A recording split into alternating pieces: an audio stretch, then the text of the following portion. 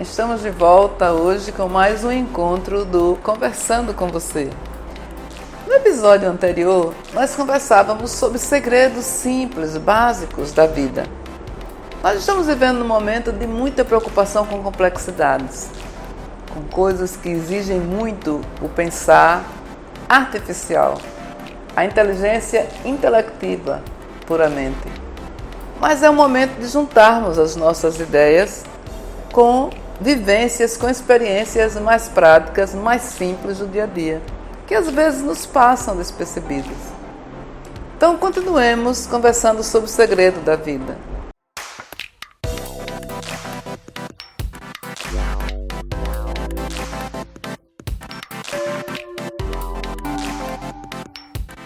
Bloqueios pequeninos que ocorrem conosco, às vezes nos distanciam muito do nosso equilíbrio, do nosso caminho do meio na caminhada da existência da vida. Então, esses bloqueios precisam ser compreendidos, é o que nós dizíamos e volto a dizer, apresentando outras variáveis que nos possibilitem, que nos facilitem vencê-los para caminharmos mais livremente, para desenvolver a nossa função existencial. Então, nesses bloqueios, nós precisamos ter o cuidado de perceber. Ele é um bloqueio físico, ele é um bloqueio emocional, ele é uma crença ilusória, uma crença do nosso subconsciente, para que nós tenhamos a ciência, tenhamos a condução dessa resolução. Então depende de nós, depende dessa percepção, depende desse cuidado com a escuta, esse cuidado com a observação, para entendermos que nós mesmos muitas vezes geramos todos esses empecilhos. Quando essa dificuldade é física, nós entendemos que indo ao médico resolve, e tomando uma medicação natural resolve. Se ela é emocional, a gente já sente um bloqueio um pouco maior, fica receoso de procurar, mas já está se procurando mais um psicólogo, alguém que contribua com você para aquela resolutividade. Quando você diz que esse desequilíbrio, essa necessidade passa por uma necessidade também de uma medicação para o cérebro, para a mente, aí você já se incomoda muitíssimo, porque eu não sou desajustada, eu não sou uma pessoa desequilibrada, eu não sou louco para ir para o psiquiatra. Então, esse avanço na concepção do que é o cuidado que se tem que ter com o outro, do que é a atenção médica, que se precisa ter. Então, o psiquiatra vai passar uma medicação que você normatize o seu funcionamento mental. Então, deixe com mais tranquilidade o seu pensar, com mais organicidade. Mas você é quem vai pensar e dar o trajeto da sua existência. Então, nós precisamos só compreender que, às vezes, a problemática nasce no físico, às vezes nasce na emoção, às vezes nasce na mente. Agora, dos três, um vai refletindo no outro. Agora, a mente se comporta como uma condutora da nossa existência, se comporta como uma central de coordenação do nosso desenvolvimento humano. E é sobre ela exatamente que a gente precisa ter autoridade também. Porque o ser humano, nós quanto pessoas, precisamos compreender que nós temos outros constituintes, além da mente e do físico, que a gente só dá atenção mais a essas duas coisas. Vivemos num mundo extremamente mental e extremamente físico. Mental no sentido da razão, e extremamente físico, da concretude. Mas nós precisamos entender que há outras nuances, que o constituinte humano é um pouquinho mais complexo, que depende de outras variáveis, depende de outras constituições, e que precisamos dar atenção. Lá no passado, na história, houve um corte, uma ruptura naquilo que deveria servir de referências para a nossa existência. Então, lá na Idade Média, se achava que tudo era muito atribuído ao divino, à espiritualidade, e houve um corte, punições severas para quem tratava de outras questões que não fosse aquilo, comprovado pela ciência, de uma maneira exata, de uma maneira concreta. E aí se abraçou a essa supremacia da razão. E essa razão, tudo tem que ser comprovado. Tem que ser percebido pelos sentidos, tem que ser comprovado em laboratório, tem que ser comprovado quimicamente, na vida, na existência. E hoje nós estamos vivendo um momento de necessidade de unir. Precisamos unificar esses conceitos e essas concepções. Estamos vivendo um momento humano de que precisamos entrelaçar aquilo que foi dividido, como, por exemplo, a experiência do mundo ocidental e do mundo oriental. Hoje nós precisamos viver as duas coisas. Nós precisamos fazer a junção daquilo que é o conhecimento atual, da ciência, e aquilo que é o conhecimento histórico, tradicional e às vezes até ancestral, lá da história dos nossos antepassados. Então esse saber popular precisa ser inserido no contexto atual e levado em conta, para que a gente tenha mais empoderamento sobre a nossa caminhada. E que ramo da ciência tem facilitado esse contato, tem facilitado essa compreensão, essa necessidade de aprofundar conceitos a partir das observações do dia a dia, das coisas simples da existência. Existe a neurociência, mais jovem do que as demais áreas do conhecimento humano, mas já tem algumas décadas de seus estudos, de seus aprofundamentos, e que é preciso chegar realmente na cabeça das pessoas na sociedade. Então a neurociência nos deixa muito claro que tudo está interligado. Um movimento simples que eu faça com o meu braço nessa posição, isso afeta, atinge e está interligado a tudo no universo, a tudo no mundo. Um pensamento qualquer que eu emita de maldade, de rejeição, de separatividade sobre alguém, esse pensamento influencia ao universo, influencia esse nosso mundão, planeta Terra. Então o que acontece? Aquilo fica registrado, passa a existir na hora que eu emito uma ação, ou na hora que eu emito uma emoção, ou na hora que eu emito um pensamento. Passa a existir e tudo se interliga. A neurociência nos deixa claro quantas coisas, quantos estudos, quantas partículas existem além dos átomos, das moléculas que nos constituem. Nos deixa claro que se nós sentarmos para observar um rio caudaloso passar, mesmo que seja numa região bem tênue de tranquilidade para essas águas correrem, se eu fico meia hora nesse mesmo lugar, observando as águas passarem, não é o mesmo rio que eu observo durante aqueles 30 minutos. O rio muda, tudo muda, nada se repete. Parece que a vida é uma bola, mas não é uma bola, é uma elipse. Então, vai se renovando a cada instante. É circular, mas é um circular que evolui. Então, tudo está em evolução, em crescimento. E nós precisamos dar atenção a esses momentos. Não precisamos ficar presos ao passado, porque essa prisão ao passado nos deixa deprimidos, nos deixa entristecidos, presos, amarrados a algo que não retorna. Nós poderemos viver uma experiência semelhante, mas ela terá outro sabor, ela terá outro gosto, ela impingirá em nossa alma nova experiência. Nós não podemos ficar presos a um futuro que ainda não chegou. Ah, como será? Ah, como eu gostaria de quando chegar em tal época estar assim, assim, assim, assada. Ah, vou fazer tal coisa para alcançar. E você ficar preso demais. Não estou falando para não viver com sonhos. Nós precisamos dos sonhos.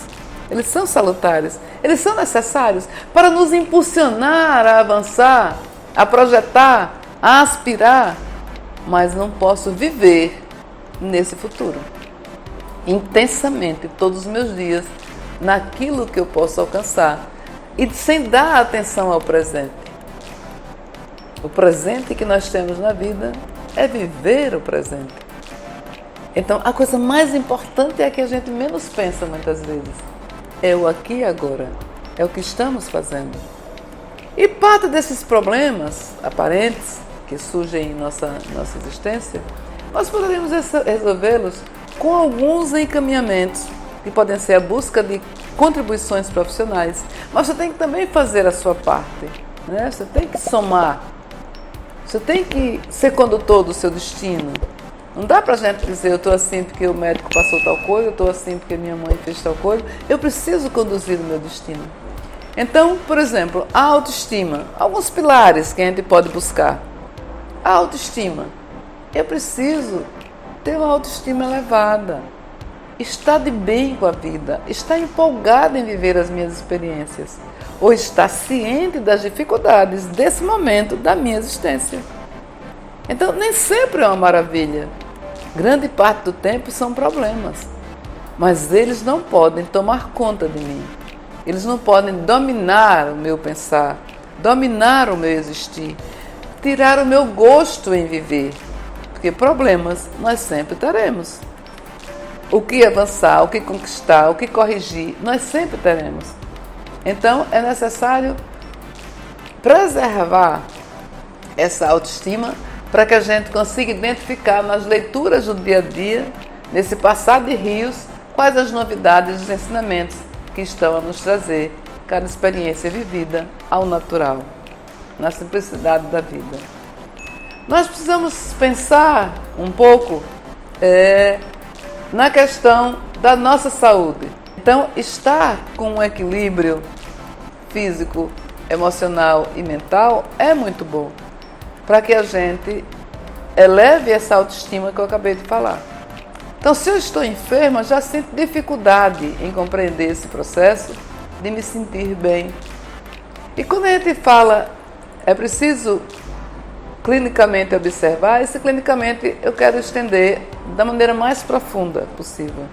Então, não da clínica geral que cuida do meu corpo físico como um todo, mas uma clínica que transcenda o corpo físico. É mais além ainda. Uma clínica que identifique as minhas enfermidades no físico, na emoção, as minhas enfermidades na mente. Então, eu preciso ter olhar para perceber todos esses constituintes que nós temos. Esses constituintes que atribuem o meu processo de caminhar na vida e de cumprir com as minhas responsabilidades. Ora, ao lado disso, eu posso buscar outro pilar. O pilar do equilíbrio financeiro, por exemplo, que é um tabu. Então, não se sabe. Há aqueles que só falam hoje em espiritualidade a partir de prosperidade. Há aqueles que acham que prosperidade é dinheiro. E há aqueles que acham que para conquistar a espiritualidade tem que abandonar o dinheiro, tem que abandonar o físico. Ora, se a gente se reporta até lá a Jesus, em um determinado momento perguntaram a ele se deviam pagar os impostos. Senhor, César está cobrando imposto demais? O senhor acha que a gente deve contribuir com impostos tão altos? Ele serenamente olhou para o horizonte e respondeu àquele discípulo que trazia alguém para lhe interpelar: dai a César o que é de César e dai a Deus o que é de Deus. Então ele não disse descumpra, ele não disse não faça nada. Nós precisamos viver em consonância com as leis vigentes do mundo atual em que nós nos encontramos. Nós precisamos estar subordinados à nossa Constituição, estar subordinados aos nossos valores morais, à nossa postura ética, às nossas buscas de sobrevivência, a um conforto material para viver. Agora, se você tem pouco recurso, tem que se organizar para que essa existência seja dentro desses limites que você tem. E se o dinheiro não é o suficiente e você precisa se endividar, que essa dívida seja por algo necessário para a sua existência e não por algo supérfluo. Não parar de buscar os seus direitos. Então, se o seu salário é pequeno, for em previdência, né, patronal, seja ele qual for, privado ou público, você continue ao lado de outros e outras companheiras buscando os seus direitos, a ampliação desses direitos, a organização dos trabalhadores e das trabalhadoras para que tenha esse reconhecimento. E internamente, como pessoa, o que você pode fazer? Fazer uma revisão na família, ver que pessoas outras já podem começar a trabalhar, ver se há condição de você alternar a sua atividade, né, por uma coisa mais compensatória ainda. Fazer uma reorganização interna ao lado, sem abrir mão das suas reivindicações pelos seus direitos. Para que essa escassez, vamos dizer assim, esse pouco recurso, possa ir encontrando em você alguém com sabedoria, alguém com disposição salutar de corrigir. Então, se endivida por algo que é básico, que é necessário, né? E não pelo supérfluo, e não pela revolta que os outros possuem as coisas que você não possui. Não ir por esse caminho, porque ele distancia cada vez mais desse alcance de qualidade de vida que você aspira.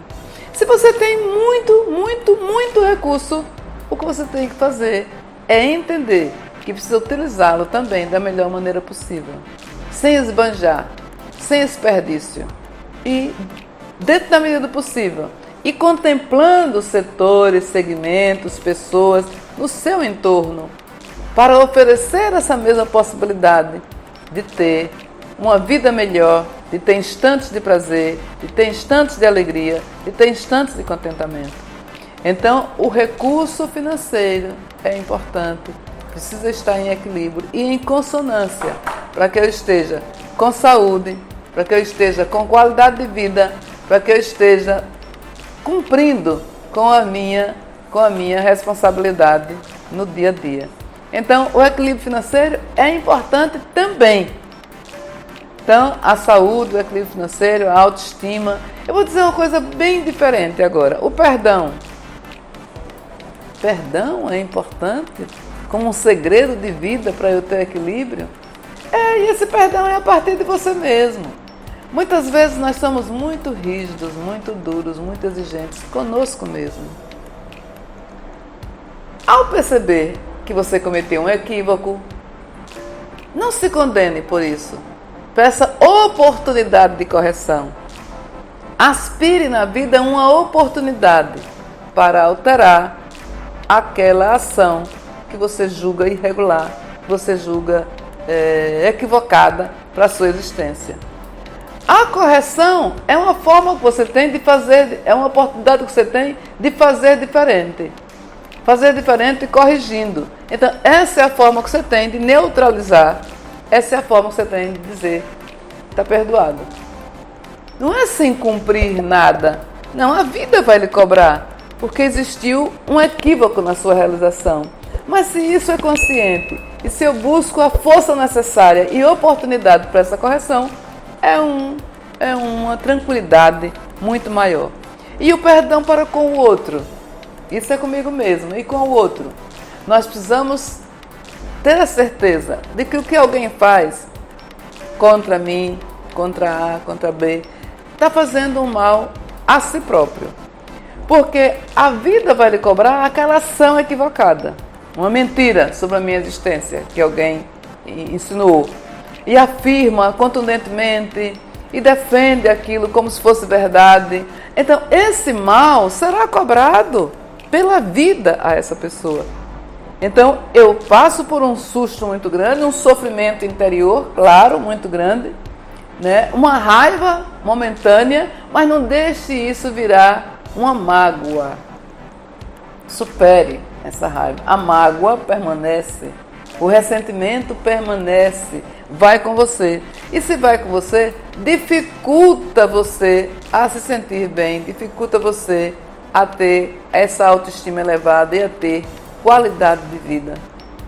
Então, a vida vai cobrar dessa pessoa e com certeza ela passará por alguma coisa que precisa neutralizar aquela ação equivocada da mentira. Então, essa certeza, essa confiança, essa visão mais integral, nós precisamos ter.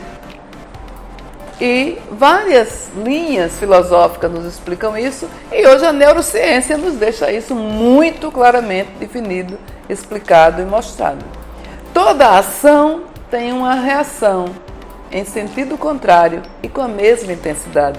Então, as minhas ações no mundo retornam. Então, a ação que aquela pessoa emitiu com relação a mim retornará para ela. Então, não precisa você gastar a sua energia, o seu bem-estar, a sua qualidade de vida, querendo fazer, vamos dizer, justiça com as mãos. Então, é confiar e se preparar para continuar a sua caminhada, independente desse feito, dessa ocorrência, né? Então, e o propósito? Qual é o meu propósito de vida? É um pilar importante também. O que é que eu quero? Qual é o meu propósito? Eu vou fazer o quê? Estou vivendo para quê? Né? O que é que eu tenho que buscar? Então, não sei, eu estou vivendo o dia a dia, hoje e amanhã, se surgir alguma coisa na minha frente eu faço, se puder trocar de emprego eu troco, se puder trocar o carro eu troco, sim, mas vai ficar só de trocas. Então, de melhorias de coisas sempre para fora. Então, é um momento de junção, como eu falei, do Oriente com o Ocidente, junção das tradições com a modernidade, junção da ação no mundo e da ação interna. Nós precisamos de ação interior. Nós precisamos de cuidar também do nosso habitat interior. Então, com coisas assim, simples, não esqueça o seu propósito de vida. É importante o propósito de vida. Então, por que eu existo? O que eu deixo marcado? Né? O que eu levo para a minha existência, da minha existência? Como eu contribuo na minha convivência com as demais pessoas? Então, pense nesses pilares que nós conversamos hoje e continuemos avançando, continuemos trocando ideias e entendendo que muitas vezes a saída, a oportunidade está no nosso entorno, está próximo de nós. Tornemos-nos cada vez mais conscientes dessa nossa caminhada. Sejamos cada vez mais senhores e senhoras da nossa mente. Então, o seu propósito de vida, a sua autoestima, o perdão, a saúde, a finança. Vamos refletindo sobre essas coisas como se encontram em nós e avancemos e lhe aguardo no nosso próximo encontro. Um beijo no coração e até o nosso próximo Conversando com Você.